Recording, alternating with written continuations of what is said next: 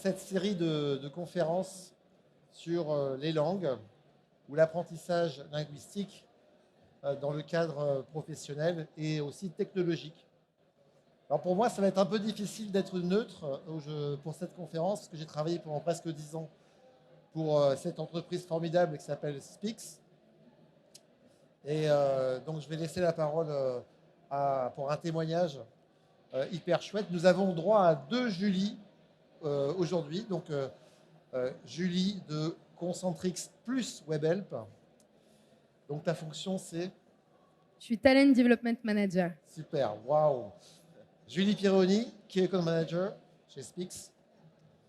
Et David Bécher, Customer Success Manager. Voilà, donc je vous invite à nous rejoindre pour ceux qui arrivent encore. Et on va passer un très bon moment avec Speaks et Concentrix plus WebHelp. Merci.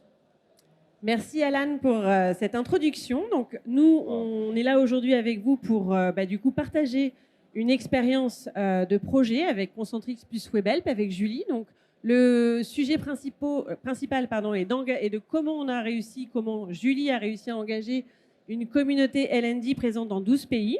Donc on va se présenter rapidement pour vous donner aussi comment est-ce qu'on a construit, comment on a décidé de construire cette présentation pour, encore une fois, vous partager des bonnes pratiques, des premiers résultats avec du coup ce projet qui est très challengeant. Julie, si tu veux te présenter.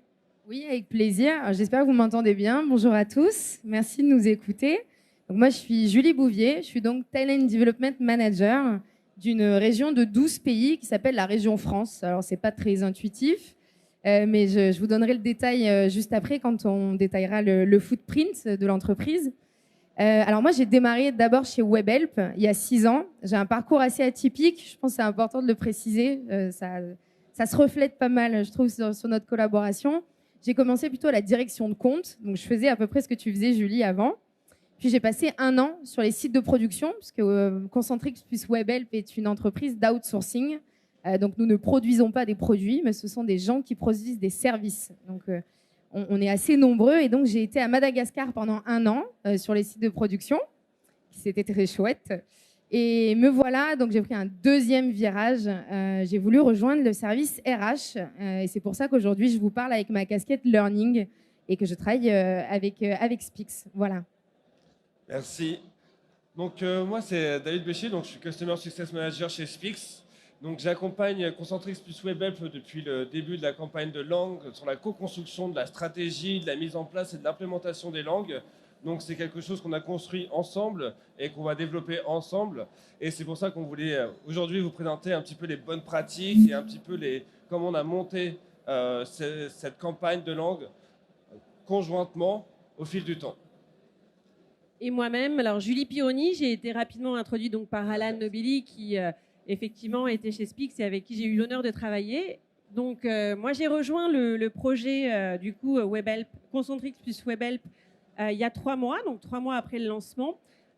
Du coup, plus pour ma casquette, effectivement, responsable grand compte, comme l'a dit Julie. Donc, mon rôle, mes missions principales, c'est effectivement la satisfaction du client, mais surtout l'ajustement de notre solution en fonction du coup, de la culture d'entreprise, du coup, des stratégies mises en place chez Concentrix plus WebHelp et surtout des enjeux, d'autant plus dans ce contexte de rapprochement entre Concentrix plus WebHelp. Donc, comme je vous l'ai dit, au niveau de l'agenda, concrètement, l'idée, c'est de vous montrer quand même le contexte qui, aujourd'hui, a fait qu'on a ce projet ensemble. Derrière, de pouvoir peut-être comprendre comment les attentes de WebHelp Concentrix ont réussi à être abordées. Et pour le coup, on vous donnera quelques résultats et surtout l'ambition. Comment est-ce que, du coup, l'avenir se profile. Donc, je vais laisser la parole à Julie pour, du coup, vous parler du contexte de son entreprise. Alors oui, merci. Assez rapidement, alors on a un footprint, un terrain de jeu assez intéressant. Alors pourquoi on s'appelle Concentrix plus WebHelp? Tout simplement parce que WebHelp, dont je faisais partie, s'est rapproché d'une entreprise significativement plus grosse que la nôtre. Donc, nous étions déjà 130 000 et aujourd'hui, nous sommes 420 000 collaborateurs dans le monde. Donc, c'est une présence sur 6 continents, un peu plus de 70 pays et 500 sites de production. Alors, moi, je vais vous parler de mon périmètre, du périmètre dont je m'occupe. Donc, je fais partie de la région EMEA. Et donc, j'ai un scope de 12 pays, plus précisément 11 pays et le siège.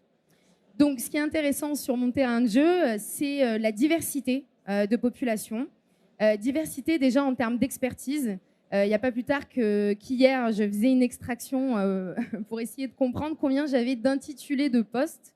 Il se trouve qu'on en a 635 sur la région, donc des métiers très différents, des profils très différents, une expertise diversifiée, mais pas que, en termes de culture aussi, puisqu'on a à la fois, en tout cas sur mon périmètre, j'ai à la fois des hubs multilingues, donc des pays européens, la Grèce, la Roumanie, le Portugal, la France, mais aussi pas mal de pays d'Afrique, l'Algérie, le Maroc, le Sénégal, la Côte d'Ivoire, Madagascar, le Bénin, le Ghana. Donc culturellement, on ne s'adresse pas pareil en fait à ces populations-là. Et puis une diversité aussi de maturité. On a des pays qui sont plus ou moins matures et on a des profils aussi qui sont plus ou moins matures. Quand j'étais à Madagascar, j'ai travaillé avec des superviseurs qui connaissaient leur première expérience de management, donc des jeunes de 20 ans, il faut imaginer, avec des équipes de 10 personnes, donc assez incroyable, mais aussi des VP, donc des directeurs de pays, donc des positions, en tout cas un apprentissage, puisque là on parle d'apprentissage de langue, qui doit s'adapter à cette diversité de population. Et donc c'est là où Speaks intervient, puisque nous sommes donc experts dans les solutions linguistiques, mais également dans les solutions de coaching professionnel à distance. Donc on a pour le coup des parcours hyper personnalisés qui sont délivrés chez nos clients. Donc on a aussi une présence internationale, ce qui nous permet d'aborder des entreprises globales telles que Concentrix plus Webhelp. Donc on a en l'occurrence une présence dans 4 continents, on a 9 bureaux. C'est plus de 17 nationalités différentes, donc aussi une grande diversité culturelle, plus de 300 collaborateurs et plus de 1500 organisations clientes. Donc aujourd'hui, ce qui du coup peut-être fait la particularité, c'est la manière dont on aborde nos projets. On est vraiment content de la satisfaction de nos clients et surtout de leur longévité avec Speaks, puisqu'on a comme Saint-Gobain, Renault, Géodis, des partenariats de longue date, plus de 5 ans. Et pour le coup, c'est plutôt cette capacité d'apporter des réponses à des projets toujours très précis et très différents. Donc, effectivement, Concentrix plus Webhelp, c'est ça qui fait aussi le challenge, c'est qu'on a vraiment une attente encore différente. Mais en tout cas, on aborde toujours nos projets sur 4 piliers qui sont effectivement cette écoute active, d'être vraiment dans cette approche consultante, de vraiment faire intervenir des experts de leur métier. Donc là, on a des experts dans les équipes projets, mais on a également des experts dans les équipes intégration, IT, marketing, donc qui du coup nous accompagnent. Et c'est pour ça qu'on arrive à faire du sur-mesure. Et c'est ce qu'on va voir avec Julie, avec vous. En embarquant une communauté justement diversifiée, il faut bien sûr choisir aussi une solution qui leur parle. Et donc pour le coup, on a fait du sur-mesure et surtout on a toujours cette casquette d'innovation. Donc, comme je vous dis, c'est des partenariats de longue date. Et donc, pour le coup, on va toujours être très proche des tendances, des retours du marché pour être au plus proche. On est une EdTech, donc notre ADN, c'est vraiment la technologie et l'innovation. Et on vous montrera un petit peu justement les différents aspects qu'on peut délivrer dans quelques minutes. Donc, je relaisse la main à Julie sur le besoin du coup identifié au départ. Alors, on avait des enjeux, ça fait plusieurs années qu'on a ces enjeux-là, mais ils se sont multipliés avec le rachat de Concentrix. Alors, on a un mot qu'on adore chez Webhelp Concentrix. On les met déjà chez Webhelp, mais on l'aime toujours. Il ne veut rien dire, mais ça s'appelle la démoyennisation. Alors, qu'est-ce que c'est la démoyennisation ? On utilise ça, nous, avec nos équipes de production. Quand vous avez une équipe, par exemple, de 50 personnes qui produisent, imaginez, dans un call center, on essaye de mapper selon le niveau de l'équipe, si les personnes sont en soutien intense, selon des KPI quantitatifs et qualitatifs, si ce sont des surperformeurs. Et donc, grâce à ce mapping, ça nous permet d'allouer du temps et d'allouer des ressources de façon optimisée. Et alors, on essaye de faire un tout petit peu la même chose avec la partie learning. En fait, on a une population, je vous le disais, qui est très large, qui est très diversifiée, et on ne peut pas adresser les habitudes d'apprentissage de la même façon. Et on doit prioriser finalement les ressources qu'on alloue à ces populations. Donc, en fonction des enjeux qu'on a, qui sont des enjeux de comptes globaux, qui sont des enjeux de shared services, ce qui s'accélère beaucoup, notamment avec l'intégration avec Concentrix, des enjeux aussi de communication interne. On se rapproche de plus en plus, et là je suis en plein dedans, donc je suis bien placée pour en parler, des équipes Concentrix, et donc c'est une toute autre culture, une culture anglo-saxonne, donc le sujet de la multiculturalité aussi. Donc il a fallu identifier un besoin d'apprentissage sur ce scope de 7000 managers et sur ces 635 intitulés de poste. Et Spix nous a accompagnés là-dessus. Et je zoome un peu plus sur l'apprenant. En dehors du type de population, l'apprenant a des habitudes d'apprentissage différentes. Je ne vais pas utiliser la plateforme de la même façon. Si je suis un superviseur assez jeune, et je suis assez jeune, et j'utilise beaucoup les apps, donc je vais beaucoup utiliser la daily practice finalement de l'application. Je ne m'adresse pas pareil quand je m'adresse à un VP, qui lui ne va pas passer beaucoup de temps sur l'application, mais va avoir envie en fait d'un coaching individuel, live, synchrone. La troisième chose, et c'est je crois le plus important, c'est notre communauté de Talent Aid.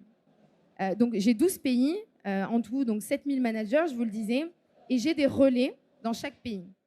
Comment faire pour faire marcher ce qu'on appelle l'ownership? C'est-à-dire que j'ai évidemment des prérogatives et des directives qui partent de la région que je représente, mais les entités et les pays qui reçoivent ces programmes, ces directives, sont tout à fait autonomes. Donc comment j'engage, comment je fais pour qu'il y ait une vraie adhésion de ces personnes qui, elles aussi, ont leur charge en local et leur spécificité. Et donc ça, j'y reviendrai. Mais on a vraiment essayé de mettre en place cette communauté et de l'animer au plus proche. Et Spix nous a aidés là-dessus. Et la dernière chose que j'ai découverte cette année, parce que c'est assez nouveau pour moi de faire du talent et du learning, ça a commencé en janvier dernier, c'est de faire du marketing de l'offre learning.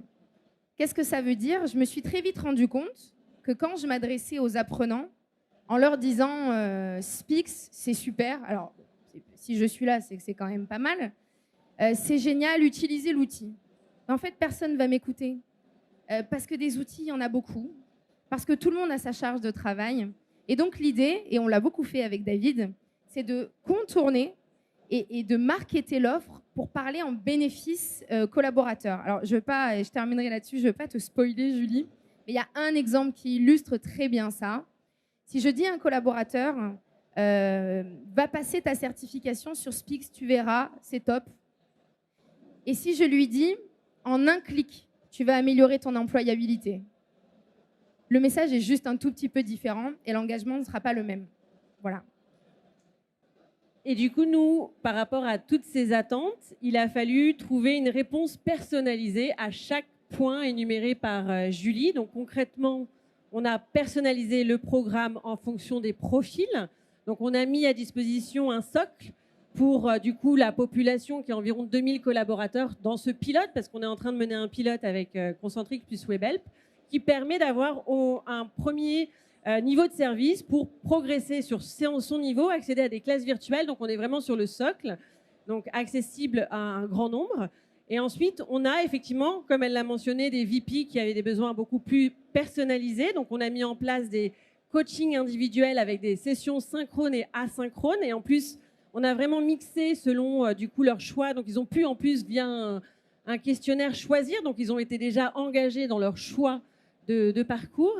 Et le troisième, pour le middle management. Donc dans ce contexte de rapprochement, il fallait aussi aborder ce contexte interculturel américain, donner de l'interaction entre les membres de ces différents pays, de ces 11 pays. Et donc, pour le middle management, on a mis en place des ateliers en ligne qui, du coup, en plus du socle, permettent du coup aux apprenants, aux collaborateurs de se retrouver entre eux, sur des mêmes niveaux, bien sûr, mais sur des thématiques. Donc, on a 12 heures sur, du coup, 7 thématiques à tourner, à couvrir, qui sont sur l'entreprise, qui sont sur, du coup, la présentation, la réunion, pour justement créer de l'interaction et, du coup, permettre à ces équipes de mieux collaborer.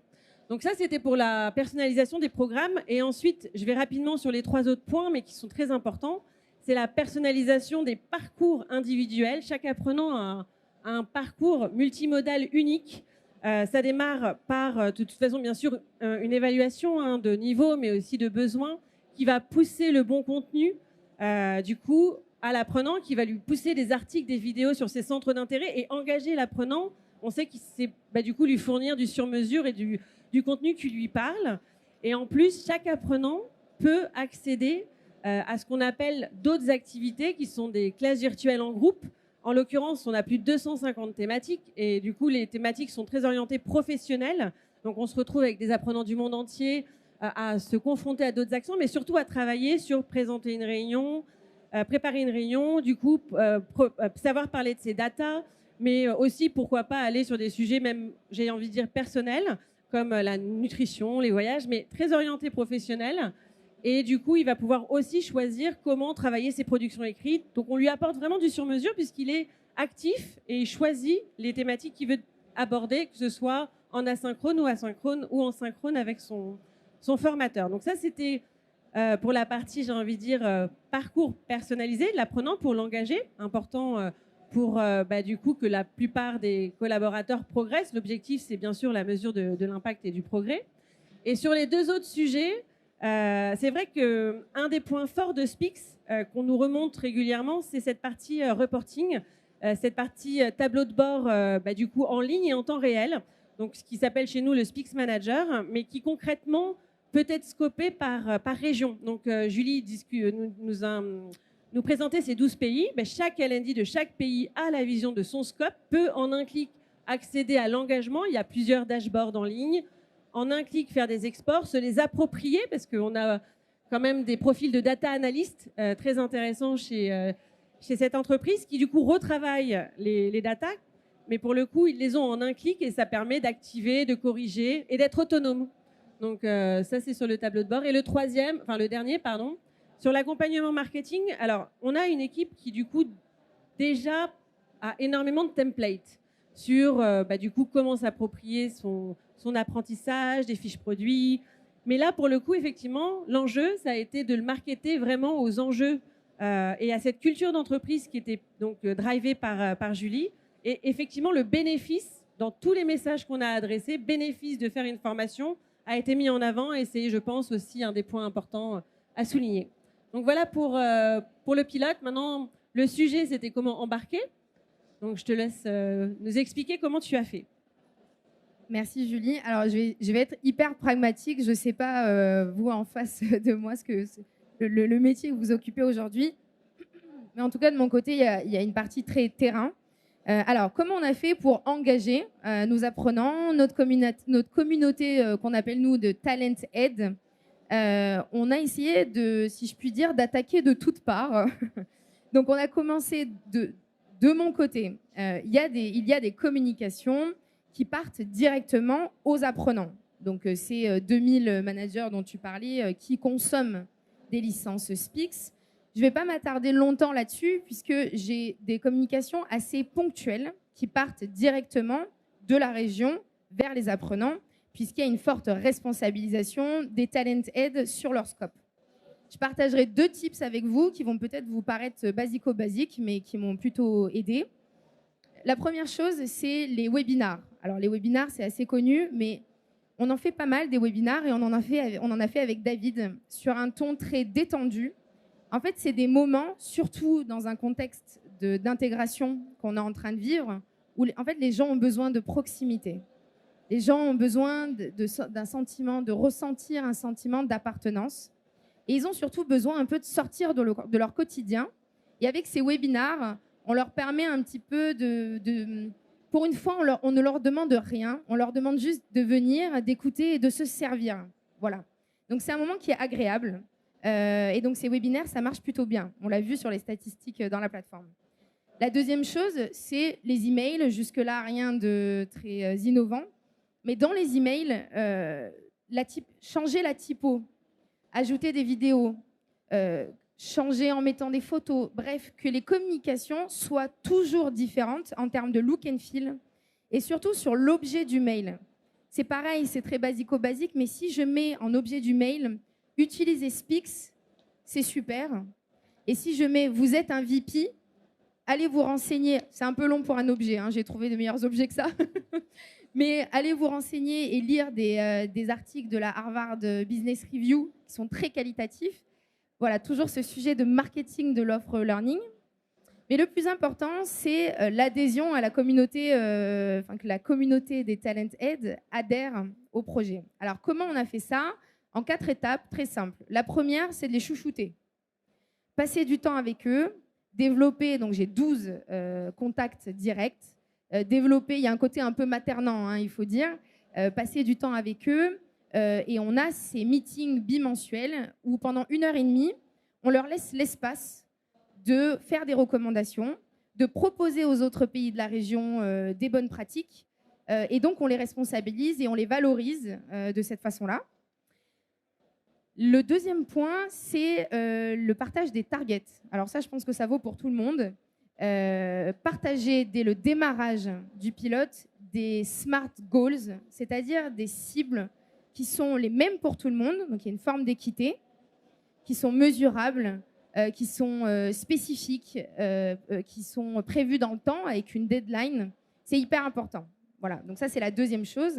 La troisième, et tu en parlais, Julie, ce sont les reporting.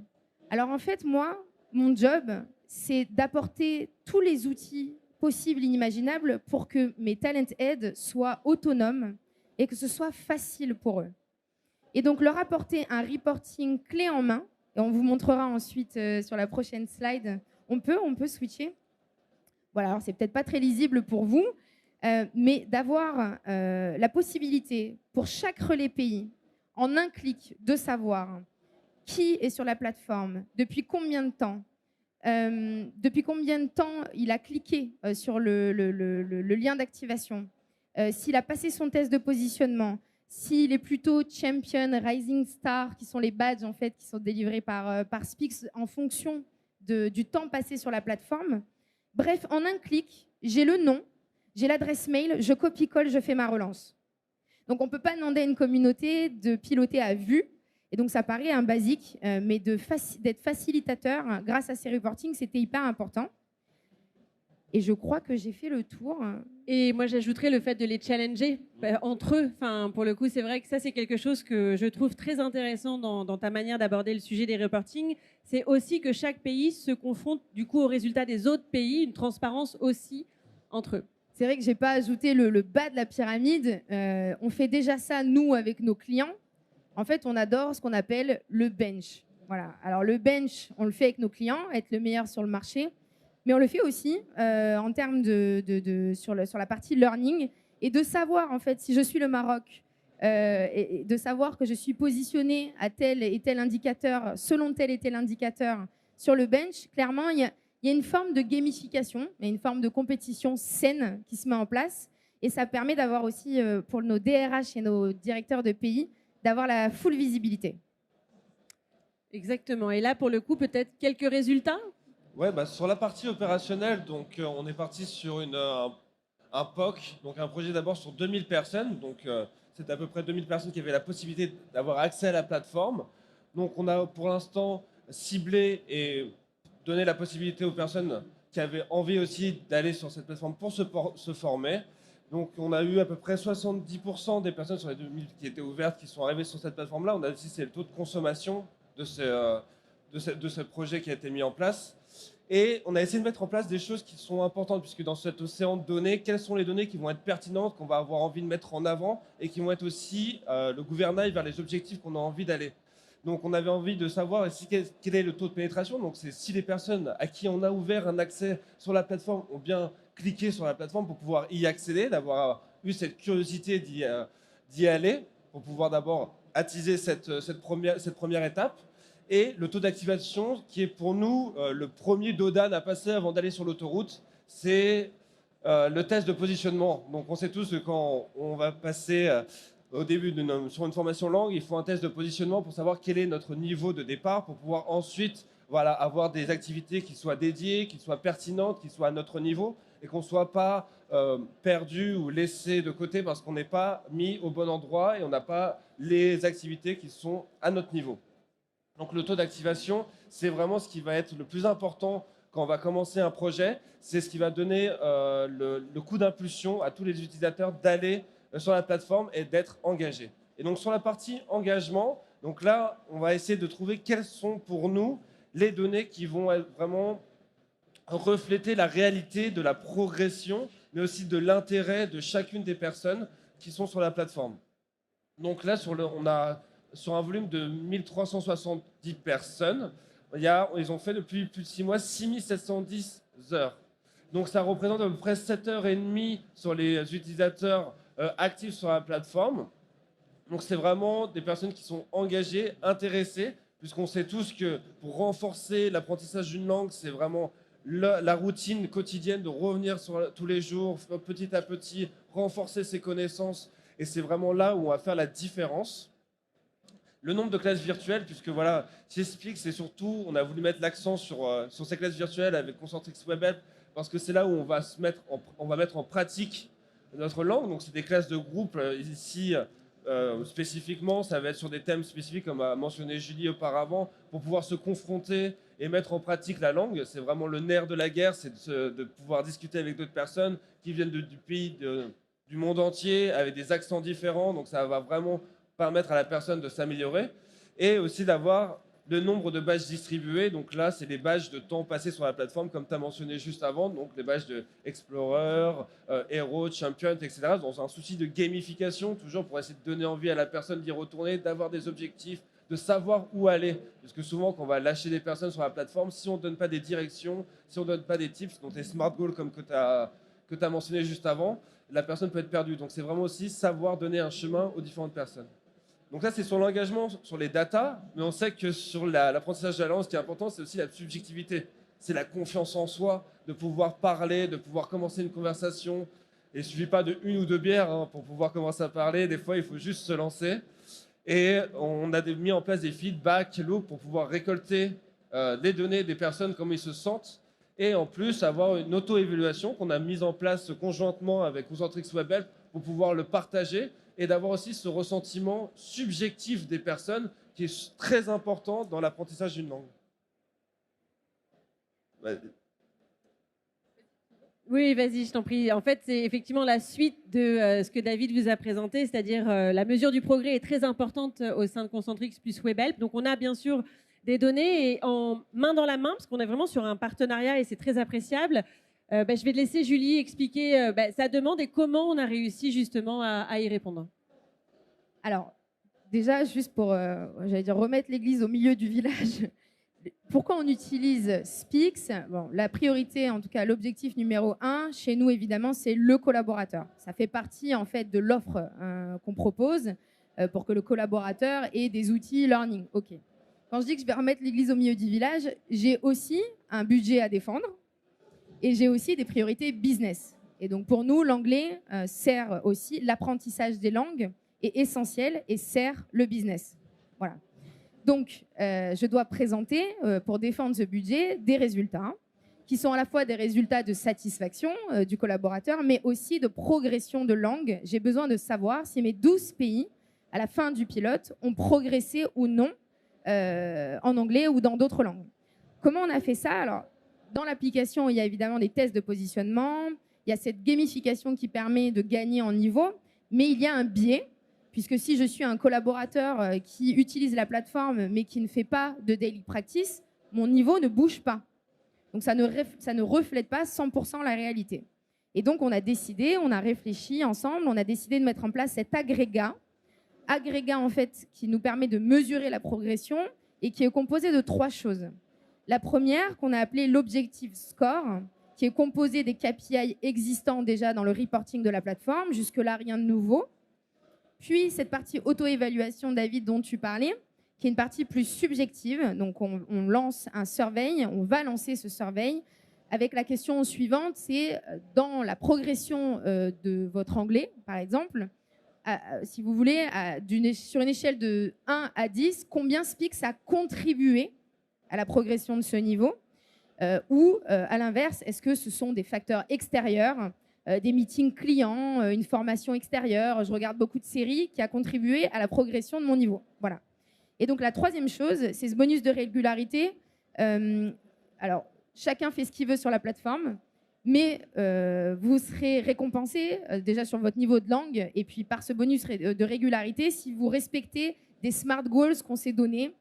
Je passe une demi-heure par semaine sur la plateforme. Je fais au moins une classe virtuelle par semaine. Voilà. Donc, on a fait cet agrégat qui nous permet d'avoir des profils et qui me permet, moi, de présenter des résultats à la direction RH, mais aussi des opérations.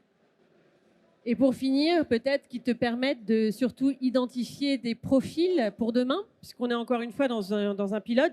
Donc là, on en est à 6 mois. Notre pilote est sur une durée de 1 an. Donc l'objectif, c'est aussi de mieux cerner les populations qui sont du coup sensibles à ce type d'apprentissage pour optimiser les investissements. Je te laisse peut-être finir le mot sur l'ambition de WebHelp par rapport à ces datas. Oui, je crois que suite à ce mapping, en tout cas suite à ce pilote, j'aimerais qu'on aille plus loin dans l'offre, dans ce que j'appelais la démoyennisation, dans l'offre personnalisée. J'aimerais savoir, au-delà de la maturité, en tout cas des profils, qui soient VP ou superviseurs, j'aimerais pouvoir même inclure les fonctions. C'est-à-dire, j'aimerais pouvoir savoir si dans les fonctions support, il y a un besoin plus élevé que dans les fonctions opérationnelles.